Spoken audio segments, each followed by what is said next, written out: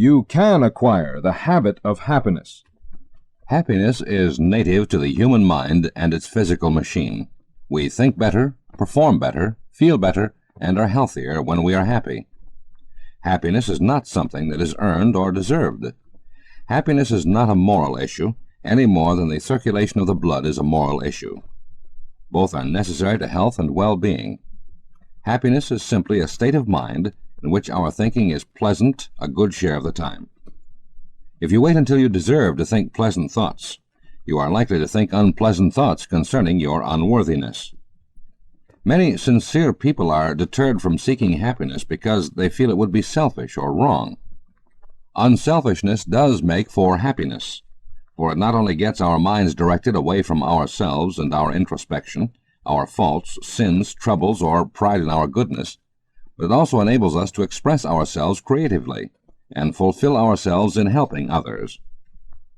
One of the most pleasant thoughts to any human being is the thought that he is needed, that he is important enough and competent enough to help and add to the happiness of some other human being.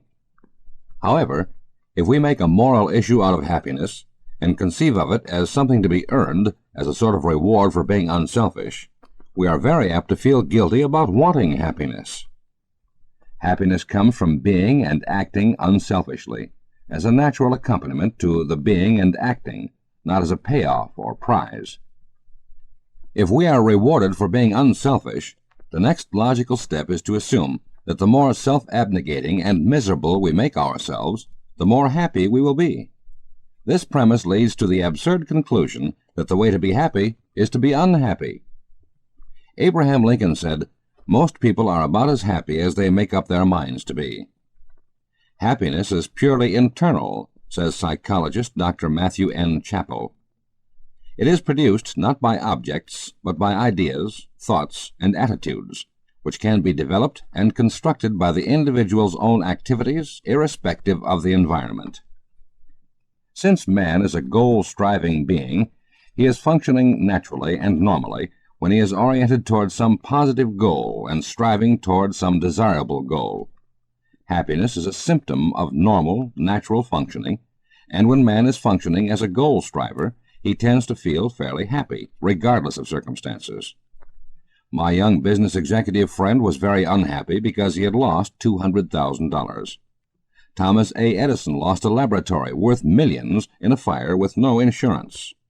"What in the world will you do?" someone asked. "We will start building again tomorrow morning," said Edison. He maintained an aggressive attitude. He was still goal-oriented despite his misfortune. And because he did maintain an aggressive goal-striving attitude, it's a good bet that he was never unhappy about his loss. Habitually, you put on either your right shoe first or your left shoe. Habitually, you tie your shoes either by passing the right-hand lace around behind the left-hand lace or vice versa. Tomorrow morning, determine which shoe you put on first and how you tie your shoes. Now, consciously decide that for the next 21 days, you're going to form a new habit by putting on the other shoe first and tying your laces in a different way. Now, each morning as you decide to put on your shoes in a certain manner, let this simple act serve to remind you to change other habitual ways of thinking, acting, and feeling throughout that one day. Say to yourself as you tie your shoes, "I am beginning the day in a new and better way." Then consciously decide that throughout the day, 1. I will be as cheerful as possible. 2. I will try to feel and act a little more friendly toward other people. 3. I'm going to be a little less critical and a little more tolerant of other people, their faults, feelings, and mistakes. I will place the best possible interpretation upon their actions. 4. Insofar as possible, I'm going to act as if success were inevitable, and I already am the sort of personality I want to be. I will practice acting like and feeling like this new personality. 5. I will not let my own opinion color facts in a pessimistic or negative way. 6. I will practice smiling at least 3 times during the day. 7. Regardless of what happens, I will react as calmly and as intelligently as possible. 8. I will ignore completely and close my mind to all those pessimistic and negative facts which I can do nothing to change. Simple? Yes. But each of the above habitual ways of acting, feeling, thinking, active influence upon your self-image. Act them out for 21 days. Experience them, and see if worry, guilt, hostility have not been diminished, and if confidence has not been increased. Ingredients of the success-type personality. An easy-to-remember picture of the successful personality is contained in the letters of the word success itself. The success-type personality is composed of S for sense of direction, U for understanding, C for courage, C for charity, E for esteem, S for self-confidence, and S for self-acceptance. Let's consider the first letter S, a sense of direction. We are engineered as goal-seeking mechanisms. We are built that way. When we have no personal goal which we are interested in and which means something to us, we're apt to go around in circles, feel lost, and find life itself aimless and purposeless. We are built to conquer environment, solve problems, achieve goals, and we find no real satisfaction or happiness in life without obstacles to conquer and goals to achieve. People who say that life is not worthwhile are really saying that they themselves have no personal goals which are worthwhile. Get yourself a goal worth working for. Better still, get yourself a project. Decide what you want out of a situation. Always have something ahead of you to look forward to work for and hope for. Look forward, not backward. In addition to your purely personal goals, have at least one impersonal goal, or cause, which you can identify yourself with. Get interested in some project to help your fellow man, not out of a sense of duty, but because you want to. Second, the letter U for understanding. Understanding depends upon good communication. Communication is vital to any guidance system or computer. You cannot react appropriately if the information you act upon is faulty or misunderstood. Many doctors believe that confusion is the basic element of neurosis. To deal effectively with a problem, you must have some understanding of its true nature. Most of our failures in human relations are due to misunderstandings. We expect other people to react and respond and come to the same conclusions as we do from a given set of facts or circumstances. Oftentimes, we color incoming sensory data by our own fears, anxieties, and desires. But to deal effectively with environment, we must be willing to acknowledge the truth about it. Only when we understand what it is can we respond appropriately. We must be able to see the truth and to accept the truth, good or bad. Look for and seek out true information concerning yourself, your problems, other people, or the situation, whether it is good news or bad news. Adopt the motto, it doesn't matter who's right, but what's right. An automatic guidance system corrects its course from negative feedback data. It acknowledges errors in order to correct them and stay on course. So must you. Admit your mistakes and errors, but don't cry over them. Correct them and go forward. In dealing with other people, try to see the situation from their point of view as well as your own. Third, the letter C for courage. Having a goal and understanding the situation are not enough. You must have the courage to act, for only by actions can goals, desires, and beliefs be translated into realities. Nothing in this world is ever absolutely certain or guaranteed. Often the difference between a successful man and a failure is not one's better abilities or ideas, but the courage that one has to bet on his ideas, to take a calculated risk, and to act. We often think of courage in terms of heroic deeds on the battlefield, in a shipwreck or similar crisis. But everyday living requires courage, too, if it is to be effective. Standing still, failure to act, causes people who are faced with a problem to become nervous, feel stymied, trapped, and can bring on a host of physical symptoms. Be willing to make a few mistakes, to suffer a little pain to get what you want. Don't sell yourself short. You've got the resources, but you never know you've got them until you act, and give them a chance to work for you. Another helpful suggestion is to practice acting boldly and with courage in regard to little things. Do not wait until you can be a big hero in some dire crisis. Daily living also requires courage, and by practicing courage in little things, we develop the power and talent to act courageously in more important matters. Fourth, the letter C for charity. Successful personalities have some interest in and regard for other people. They have respect for others, problems, and needs. They respect the dignity of human personality and deal with other people as if they were human beings rather than as pawns in their own game. They recognize that every person is a child of God and is uniquely individual and deserves some dignity and respect. Another reason that charity toward other people is symptomatic of the successful personality is because it means that the person is dealing with reality. People are important. People cannot be treated like animals or machines or as pawns to secure personal ends. Act as if other people are important and treat them accordingly. In your treatment of other people, have regard for their feelings. We tend to feel about objects in accordance with the way we treat them. Fifth, the letter E for esteem. The word esteem literally means to appreciate the worth of.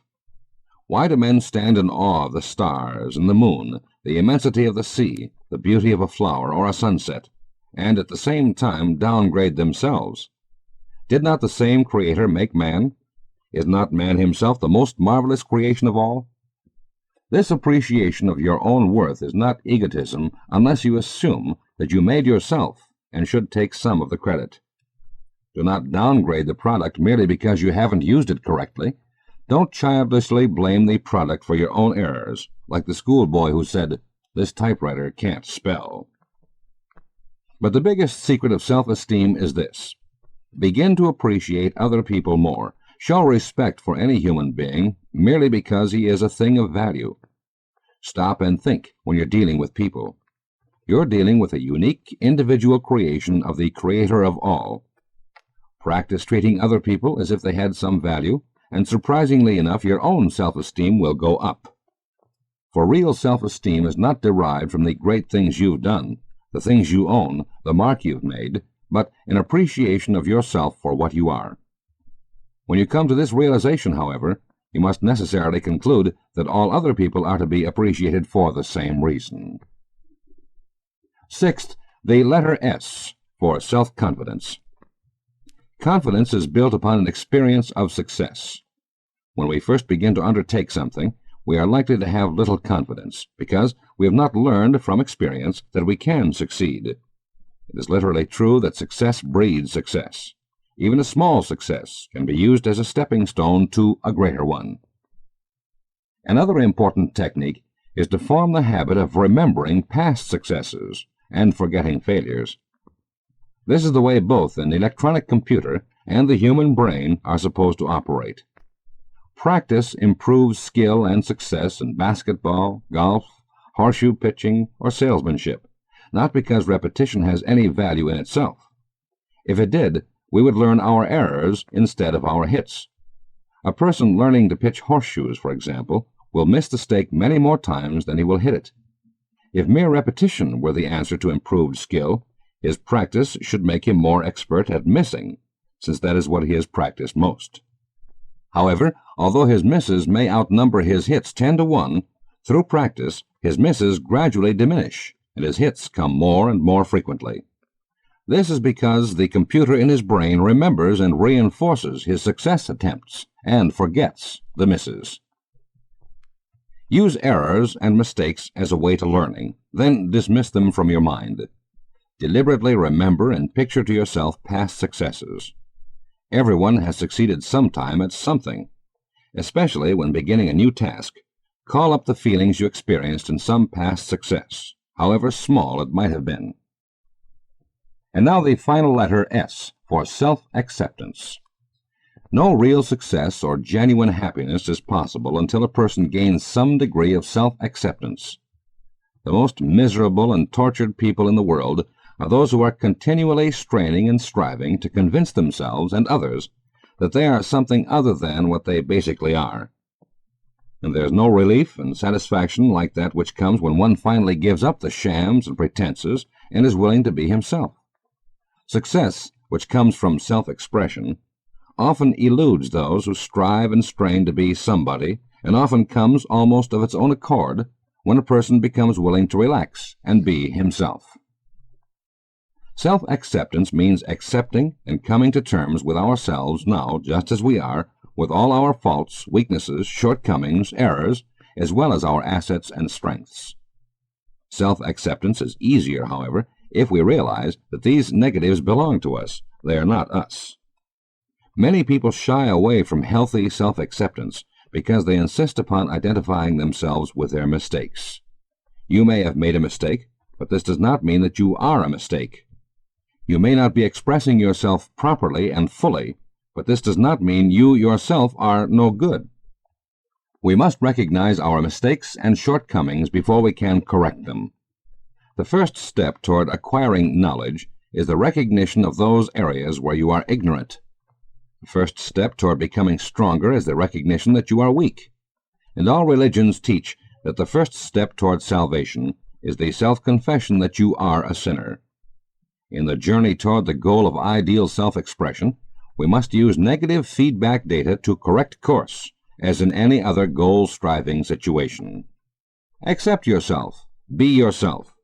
You cannot realize the potentialities and possibilities inherent in that unique and special something which is you if you keep turning your back upon it, feeling ashamed of it, hating it, refusing to recognize it.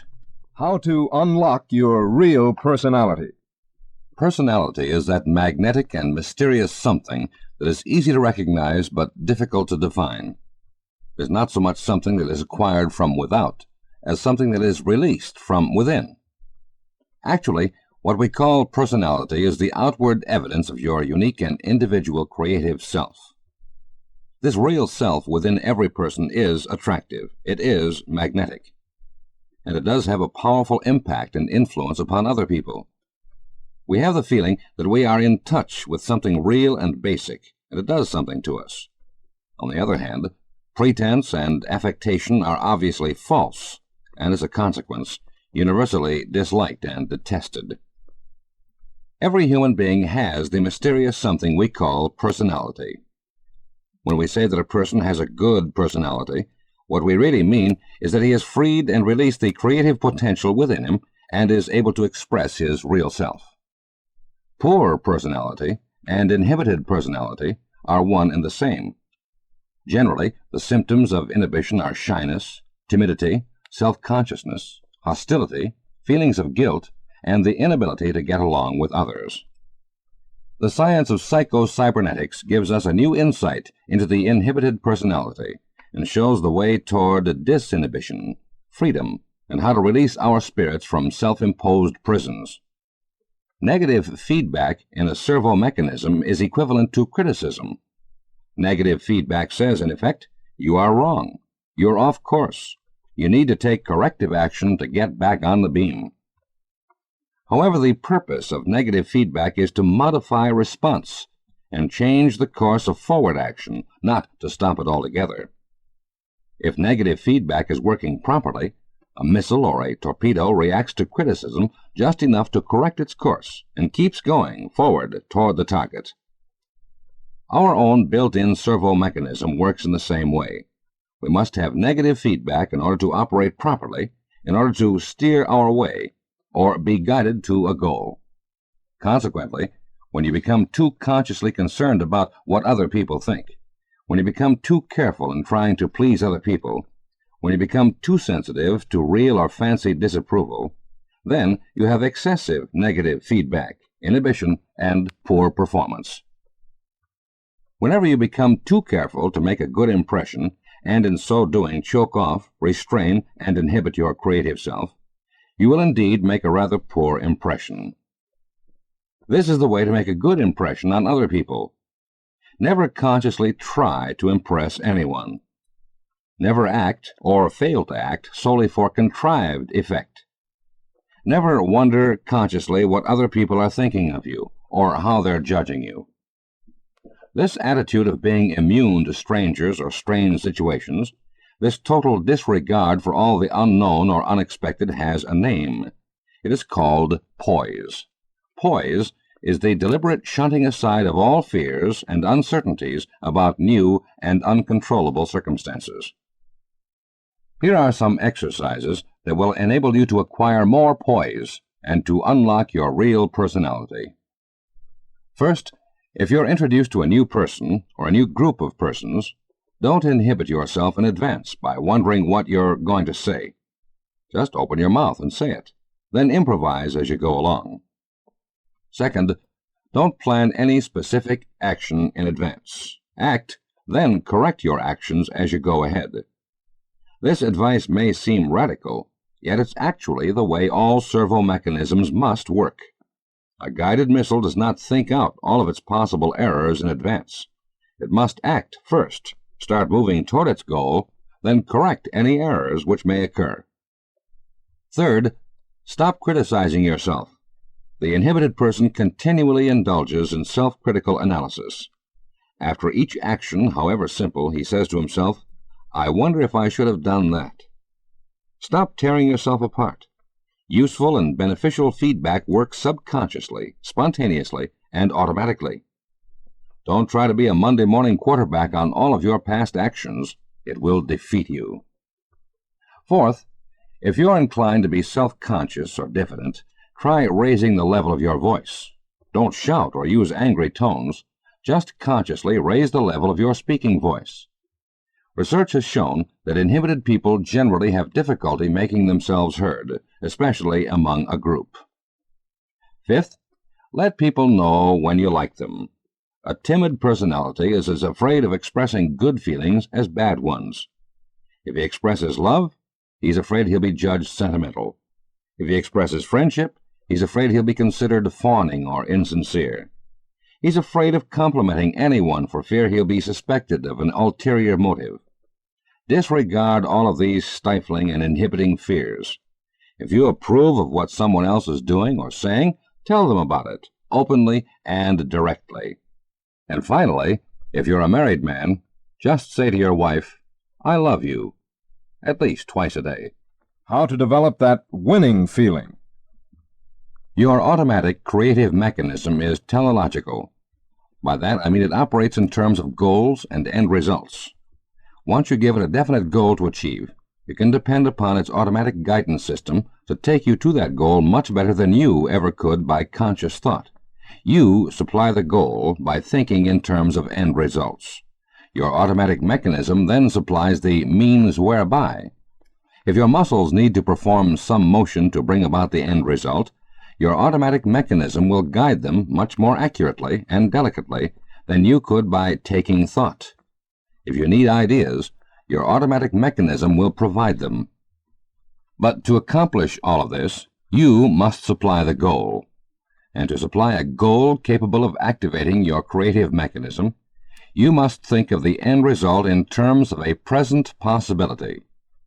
The possibility of the goal must be seen so clearly that it becomes real to your brain and nervous system, so real, in fact, that the same feelings are evoked as would be present if the goal were already achieved. This is not so difficult or so mystical as it may first appear. You and I do it every day of our lives. What, for example, is worry about possible unfavorable future results or perhaps humiliation? For all practical purposes, we experience the very same emotions in advance that would be appropriate if we had already failed. We picture failure to ourselves, not vaguely or in general terms, but vividly and in great detail. We repeat the failure images over and over to ourselves. We even go back in memory and dredge up memory images of past failures. Remember what we've repeatedly stressed in this album. Our brain and our nervous system cannot tell the difference between a real experience and one which is vividly imagined. Our automatic creative mechanism always acts and reacts appropriately to the environment, circumstance, or situation available to it in what you believe to be true. Remember this psychological fact. Your nervous system can't tell real failure from imagined failure. Thus, if we dwell upon failure, picture failure in such vivid detail that it becomes real to our nervous system, we will experience the feelings that go with failure. On the other hand, if we keep our positive goal in mind, picture it vividly, and think of it in terms of an accomplished fact, We will also experience winning feelings, self-confidence, courage, and faith that the outcome will be desirable. We cannot consciously peek into our creative mechanism and see whether it's geared for success or failure, but we can determine its present set by our feelings. When it's set for success, we experience that winning feeling. Too much conscious effort to bring about spontaneity is likely to destroy spontaneous action. It is much easier and more effective to simply define your goal or end result. Picture it to yourself clearly and vividly. Then simply capture the feeling you would experience if your desirable goal were already an accomplished fact. Practice the definition repeatedly. Gain the added impact of spaced repetition. If there is one simple secret to the operation of your unconscious creative mechanism, it is this. Call up, capture, and evoke the feeling of success. When you feel successful and self-confident, you will act successfully. And when that feeling is strong enough, you can literally do no wrong. Don't mistake me. The winning feeling itself does not cause you to operate successfully, but is a sign or symptom that you're geared for success. The science of cybernetics throws new light on just how the winning feeling operates. Cybernetic scientists have built what they call an electronic mouse, a small toy rodent with a simulated brain. This artificial creation can actually learn its way through a maze. The first time through, the mouse makes numerous errors. It constantly bumps into walls and obstructions. But each time it bumps into an obstruction, it turns 90 degrees and tries again. If it runs into another wall, it makes another turn and goes forward again. Eventually, after many, many errors and wrong turns, the mouse goes through the open space in the maze. The object of practice in thought and action is to make repeated trials and constantly correct errors until a hit is scored. Old-fashioned country folk may know little or nothing about science, but their intuitive sense is very descriptive when they say, "I have a feeling in my bones that I can do it." President Eliot of Harvard University once made a speech on what he called the habit of success. Many failures in elementary schools, he said, were caused by the fact that beginning students were not given a sufficient amount of work at which they could succeed. Consequently, they never had the opportunity to develop the atmosphere of success, or what we call the winning feeling. These small successes, Dr. Eliot contended, would arouse the student's enthusiasm, give him the feel of success, which would be a valuable ally in any future undertakings. I agree wholeheartedly with Dr. Eliot's theory. If we are habitually frustrated by failure, we are apt to acquire habitual feelings of failure, which will color and affect everything we do. By arranging our daily work so that we can succeed in little things, we can build an atmosphere of success that will carry over into larger and more important undertakings. With the intelligent use of psycho-cybernetics, we can prove, not once, but countless times, every day of our lives, the essential truth of that old saying, "Nothing succeeds like success."